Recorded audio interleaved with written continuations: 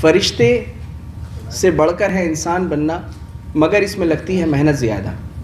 تو آپ ماشاءاللہ بڑے کام کر رہے ہیں، محنت والا کام کر رہے ہیں، ہم بھی اس میں آپ کے ساتھ شامل ہیں. اور اے خدا، اے کاش کہ ہم اس دنیا سے جانے سے پہلے ایک اچھے انسان کی شکل اختیار کر لیں اور ایک اچھا انسان بن کے اس دنیا سے رخصت ہوں. اسلام بنیادی طور پر سلامتی کا دین ہے. اسلام کا معنی ہی سلامتی ہے، پیس ہے، ایمان، امن سے ہے. اور مسلمان جب کسی سے ملتا ہے تو کہتا ہے السلام علیکم، یعنی آپ پر سلامتی ہو، اور یہ یقین دلاتا ہے گویا یہ کہہ کر کہ میری جانب سے تمام تر سلامتی آپ کے لیے اور آپ محفوظ ہیں. اسلام سلامتی پہنچانے والا مذہب ہے، یہ تو سب جانتے ہیں ماشاءاللہ. اور جو انسان سلامتی پہنچانے والا نہ ہو، آپ سمجھ لیجئے وہ اچھا انسان نہیں ہے اور مسلمان تو ہے ہی نہیں. کیونکہ مسلمان وہی ہے کہ جو سلامتی والا ہے.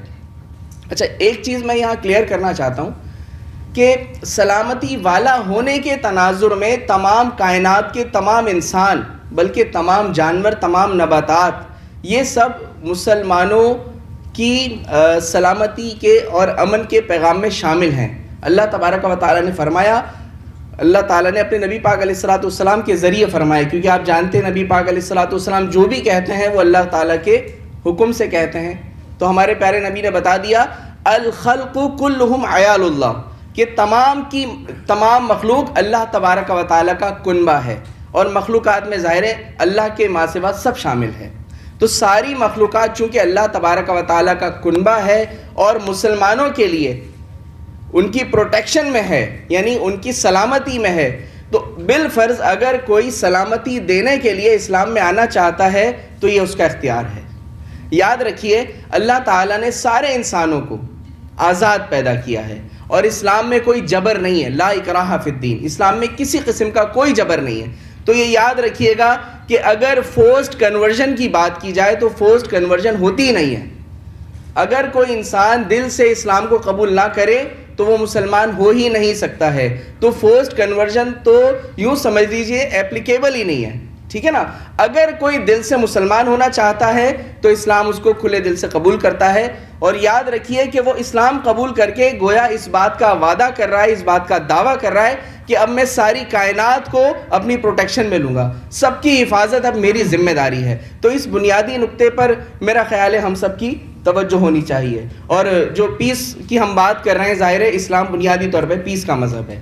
اچھا، بھائی نے بہت اچھا شعر پڑھا، اور علامہ مفتی سجاد مدنی صاحب نے مشاعرے کا بھی اعلان کیا. خدا کرے ایسا مشاعرہ ہو. تو بات یہ تھی کہ میں چپ رہا تو اور غلط فہمیاں بڑھی، وہ بھی سنا انہوں نے جو میں نے کہا نہیں.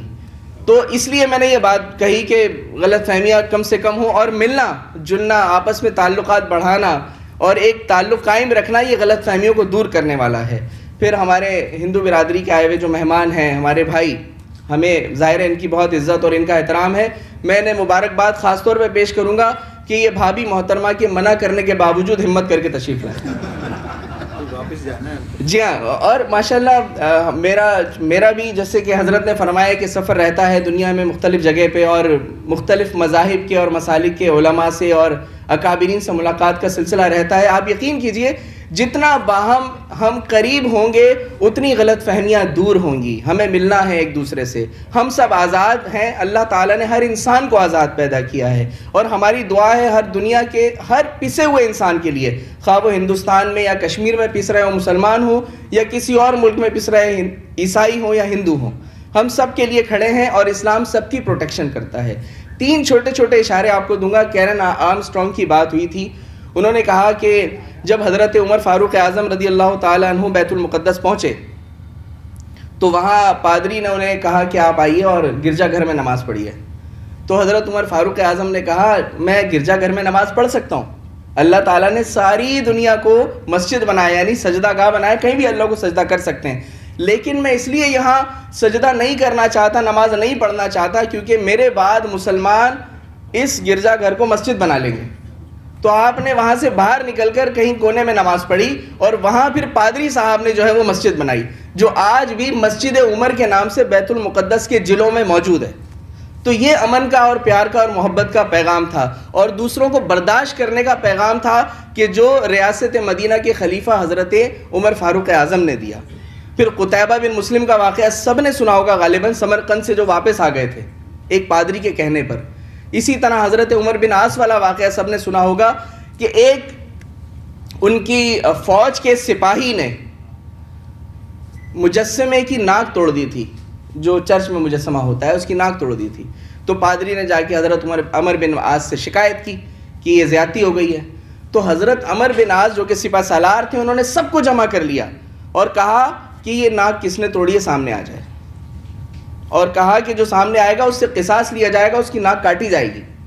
اب ڈر کے مارے کوئی بھی سامنے نہ آئے، تو حضرت عمر بن عاص نے کچھ دیر انتظار کرنے کے بعد خود کو پیش کیا اور پادری صاحب کے ہاتھ میں تلوار دی اور کہا آپ میری ناک کاٹ دیں، کیونکہ یہ میری ذمہ داری کے ماتحت رہتے ہوئے کسی نے کیا ہے، اس لیے یہ میری ذمہ داری ہے، قصاصاً میری ناک کاٹی جائے۔ جب یہ منظر دیکھا تو ایک سپاہی روتا ہوا باہر آ گیا، اس نے کہا حضرت آپ اپنی ناک مت کٹوائیے، یہ میں نے زیادتی کی ہے، میں نے مجسمے کی ناک توڑی تھی، یہ قصاص مجھ سے ہی لیا جانا چاہیے۔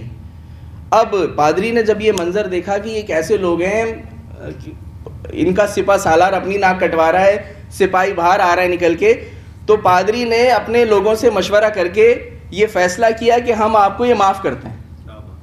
تو یہ امن و امان کا، امن و آشتی کا، پیار محبت کا پیغام تھا کہ جو ہمیں ابتدائے آفرینش سے بھی مل رہا ہے اور خود نبی پاک علیہ الصلوۃ والسلام کے صحابہ اور اہل بیت سے بھی مل رہا ہے۔ اللہ تعالیٰ ہمیں اس امن و امان اور محبت کے پیغام کو آگے بڑھانے والا بنائے۔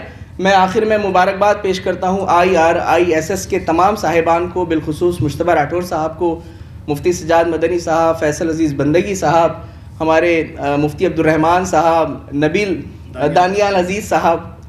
اللہ تعالیٰ ان کے کام میں برکت دے اور ہم سب کو مل کر اسلام کے لیے، پاکستان کے لیے خاص طور پہ، اور دنیا کے امن و امان کے لیے کوششیں کرنے کی توفیق دے۔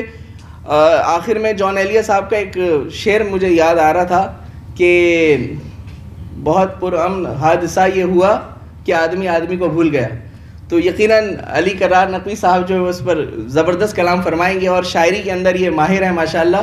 آپ سب کا شکریہ، آپ نے سما خراشی فرمائی۔ انشاءاللہ زندگی رہی اور کبھی مزید موقع ملا تو آپ سے باقاعدہ گفتگو ہوگی۔ السلام علیکم ورحمۃ اللہ۔